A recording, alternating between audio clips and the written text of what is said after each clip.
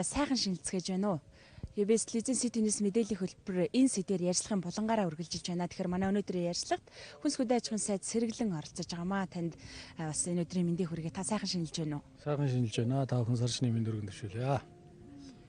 2016 за бичин жил улиран одож байна. Тэгээд 2016 онд за бичин жилд Монгол улсын хүнс хөдөө аж ахуйн мал аж ахуйн салбарт ямар ололт амжилттай ийм жил болж өнгөрөв? За бичин жил өнтөө сайхан хөвөл болж одоо бид бас хавар ихэнх сар шинтэйг очрон золгоод байна. За бичин жилийн хувьд бол Монгол улсын хүнс хөдөө аж ахуйн хөнгөн үйлдвэрийн салбарын хувьд бол ургац царвин малан тарган сайхан жил болж өндөрлж байна. Манай мал аж ахуйн салбарт манай малчид Монгол улсынхаа түүхэнд анх удаа 61.5 сая мал тоолууллаа. Манай малчид сүүлийн хэдэн жил одоо бас үнэхээр байгаль хангаач бас сайхан ивэлээ. Малчид маань ч бас сайхан ажиллаж олон жил өвөг дээдсээс өвлж авсан энэ сайхан нүүчтийнхээ том соёлыг одоо бас манай малчид маань уруундаа тээж хадгалж өнөөдөр ард түмэн улс орныхоо эдийн засагт чухал одоо үнэтэй хойно нэмрүүдийг оруулж байна. Мал аж ахуйн салбараас малчид Монгол улсынхаа одоо иргэдийн махны хэрэгцээг бүрэн хангаж байна. За бид одоо малынхаа гаралтай түүхийдүүдийг үндэснийхээ үйлдвэрт тушааж үндэсний үйлдвэрүүд маань бас түүхий дээр сайхан бүтээгдэхүүнүүдийг үйлдвэрлэж байна. За манай сүү цагаан эдэгээ бид бас өргөнөөр хэрэглэж бас гадаадын хэрэглэгчд хүртэл одоо бас борлуулах хэмжээнд бид ажиллаж байна. Тэгээ мал аж ахуйн салбар бол үнэхээр одоо бас сайхан жил боллоо. За газар тариалангийн салбарт Монгол улс түүхэндээ хоёрт орохоор хэмжээний ургац авч Монгол улсынхаа урилын дотоодын хэрэгцээг бүрэн хангаад түүнээс гадна бас зарим хэсгийн экспортод гарах хэмжээний юм боломж бүрдсэн ийм сайхан жил байлаа. Хүнсний ногоогоор би дотоодынхаа хэрэглээг бүрэн хангаж хүнсний ногоогоор 80 орчим хувь хангаж байгаа.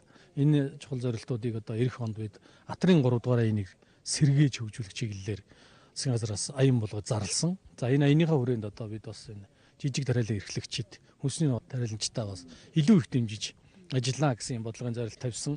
За мөн Монгол улсын засгийн газраас мах сүүний анх туурай энийг зарлаж улс орон даяараа хэрэгжүүлж эхлээд байна. За сүүний анх туурай эний хүрээнд Япон улсаас одоо сүү боловсруулах үйлдвэрийг бид оруулж ирээд нээлттэй хийчихсэн. Эхний ээлж нь Монгол улсынхаа сүүний гарц сайтай 60 суманд одоо сүү боловсруулах үйлдвэрүүд ашиглалтанд оруулахаар бэлдэж байна. Малчид маань саасан сүүгээ сүү боловсруулах үйлдвэртэй тушаагаад одоо бэлэн мөнгөөр ингээд борлуулад явах боломжтой. Тэр сүүгээ бид өндөр технологиор хуурай сүү болгоод ингээд зах хязгаараасаа төв рүүгээ татах. Дотоодынхаа одоо сүүний хэрэгцээг бүрэн хангах юм зорилго тавиад ажиллаж байна. За махны аяны хувьд бол мэдээж манай малчдын хөдөлмөр мах үнэтэй байх хэвээр. Энэ чиглэл рүү бид анхаарал хандуулж энэ махны үйлдвэрүүдийг олноор ашиглалтанд оруулах, мах боловсруулах үйлдвэрүүд, мах бэлтгэх, нийлүүлэх үйлдвэрүүд, дээр нь энэ түүхийд бэлтгэлийн тогтолцооны тухай асуудлыг иж бүрнээр нь цогцоор нь харж үзэж байгаа. За энэ Монгол улсын засгийн газраас мал эрүүлжүүлэх үндэсний хөтөлбөрийг цогцоор нь хийхээр болсон. За энийг бол бид Оросын холбооны улстай хамтарч ажиллана. За мөн нэгдсэн үндэсний байгууллагын дэргэдэх хүнс хөдөө аж ахуйн байгууллага бас энэ манай мал эрүүлжүүлэх хөтөлбөртэй хамтарч ажиллахаар болсон сайхан мэдээг сар шинийн босгон дээр дуулгахаа сайхан байна.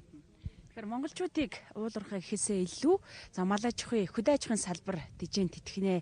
Энэ бол ерөөсөө байсаар ирсэн нэг илүү боловсронгуй болох дээр анхаарал хандуулах нь чухлаа гэдгийг үзэж байгаа. Тэгэхээр яг та сая бол хэллээ зарим одоо үйлдвэрүүд бий болж гэн гэж орон нутг руу чиглэсэн сүү боловсруулах, мах боловсруулах гэдэг юм уу. За тухайлбал Баянгор аймагт арьшил боловсруулах үйлдвэр бий болж гэн гэл тэгэхээр орон нутг руу чиглэсэн яг тэр хотонд нь чиглэсэн ажлууд хэр хийгдэх юм бол. Тийм ер нь одоо Монгол улсын энэ мал аж ахуйн салбар хөдөө аж ахуйн салбарыг бид нар бас нэлээд өргөн утгаар нь харж бизнесийн салбартаа нэгт уялдаа холбоотой болох шаардлага байгаа юм. Манай малчид бол үндэсний үйлдвэрлэгчид түүхийдээ бэлтгэн нийлүүлж байгаа үндэсний үйлдвэрлэгчид учраас бол бас энэ бизнесийн одоо менежмент энэ чиглэл рүү бид бас хамтарч ажиллаж бие биендээ тусал дэмжих шаардлага байгаа юм а гэдэг нь бол харагдаж байгаа.